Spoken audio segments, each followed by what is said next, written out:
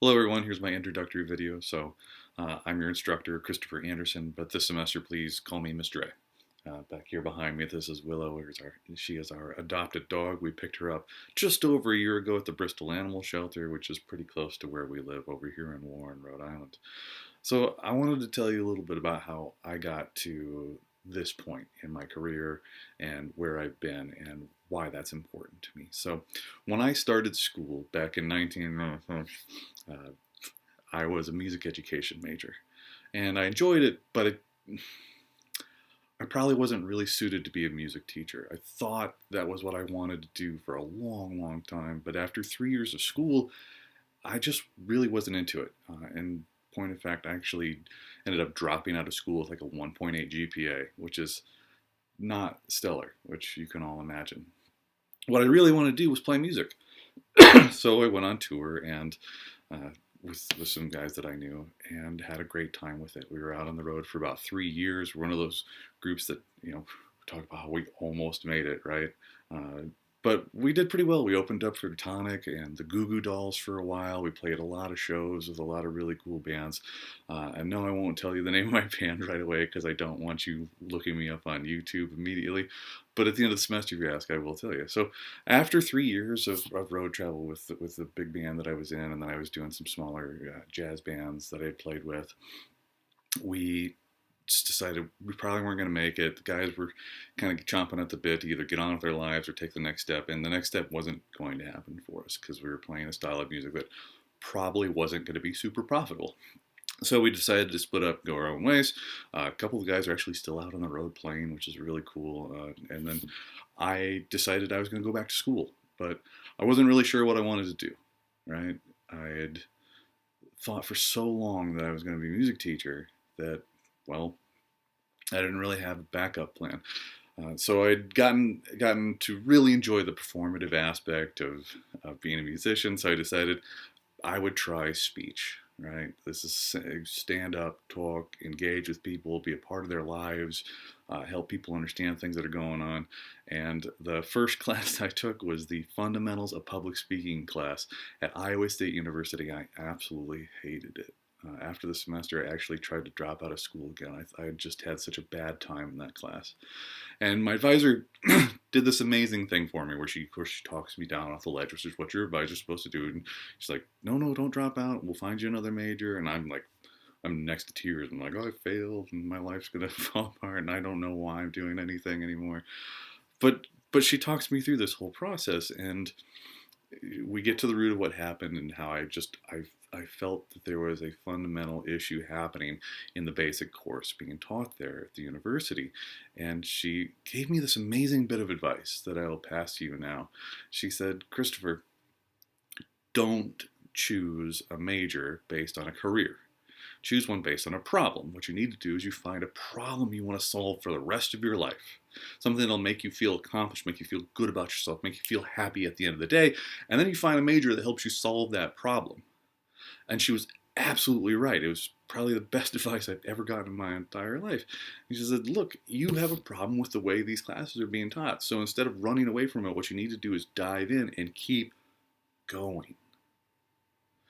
You need to pick up a master's degree so that you can teach classes like this. And so it just completely spurned me and turned things around. I finished my undergraduate degree. I had to restart, but I finished my undergraduate degree in only 2 years with a 3-point GPA instead of that 1 point that I had the first time through, and then rolled right over into the master's program there at Iowa State University, where I got to be a teaching assistant for the class that I hated. And then the research that I did the research that I was doing for my master's program impressed the people at the university so much that when I graduated, they asked me to stay on and rebuild the course, which is exactly what I wanted to do. So I was in charge of the lecture, and then I taught all the people that taught the resuscitation section, so the teaching assistants. And it was fantastic. But then after 4 years of doing that, I decided it was time to get a little bit more job security.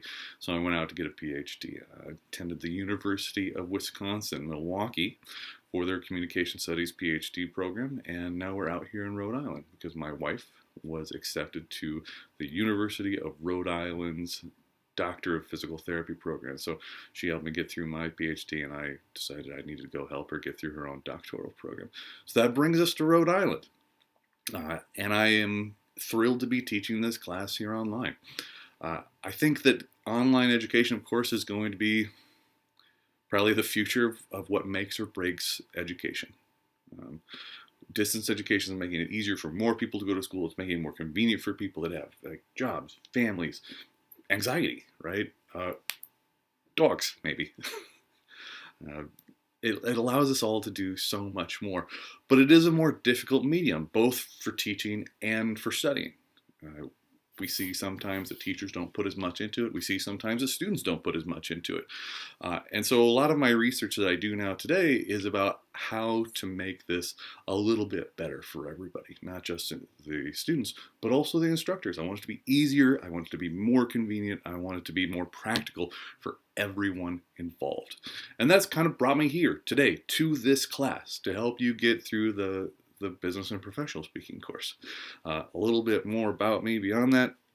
I love to fish. You can see up here on the wall, I've got this fishing pole up on the wall to hold our pictures. I obviously am a dog lover. I would hope that you would make that assumption. I suppose some people do get dogs and don't love them, which is ridiculous. Pet adoption and advocacy for adopted pets is my wife and I's biggest charity. We donate money and time to local adoption agencies quite a bit. And then beyond those things, we don't have any kids, but I am an avid uncle of many young critters. My brother is a very good at creating children. So take that to mean whatever you want it to, but we do get to spend a lot of time with our nieces and nephews, which we really, really enjoy. I'm kind of new to Rhode Island, as I think you would probably imagine, because moved out here from Wisconsin here recently, and I've very much enjoyed the state. It is beautiful out here, being so close to water, and then being able to drive up to mountains in New Hampshire and Vermont, and just the gorgeous forest areas and fields. It is just a fantastic place to live.